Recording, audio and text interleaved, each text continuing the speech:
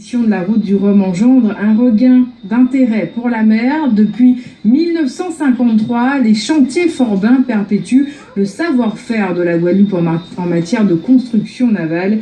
Ils ont su également s'adapter aux opportunités économiques qu'offre une telle course. Reportage Éric Santas, Emmanuel Gire et Bruno Jean-Baptiste. Passant devant le Memorial Act, Mathieu Forbin ne se lasse pas chaque matin d'aller à son travail. Et une route du Rhum destination Guadeloupe ouvre de belles opportunités pour le chef d'entreprise. 3 mois avant la route du Rhum, il y a vraiment, ça booste l'économie parce que ça donne un chiffre d'affaires qui se multiplie presque par 2 dans cette période de l'année parce que tout le monde veut son bateau pour le moment T, pour l'arrivée de ces ultimes qui arrivent sur la Guadeloupe.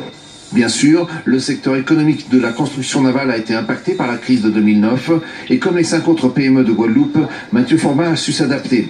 Avec sa spécialité de fabrique de bateaux en résine des fibres de verre, il produit entre 6 et 8 unités par an. J'ai dû réadapter mes bateaux pour faire en sorte que l'économie du nautisme reprenne en Guadeloupe parce que il fallait faire des plus petits bateaux parce que ça correspond plus au portefeuille moyen de la clientèle.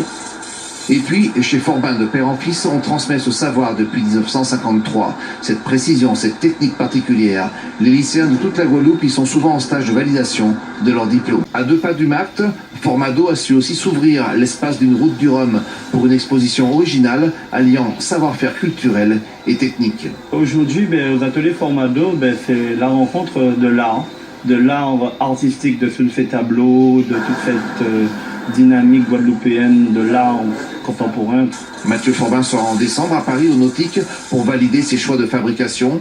Pendant qu'au chantier, son équipe et ses stagiaires assureront le bon tempo de l'entreprise car le carnet de commande, lui, ne désemplit pas.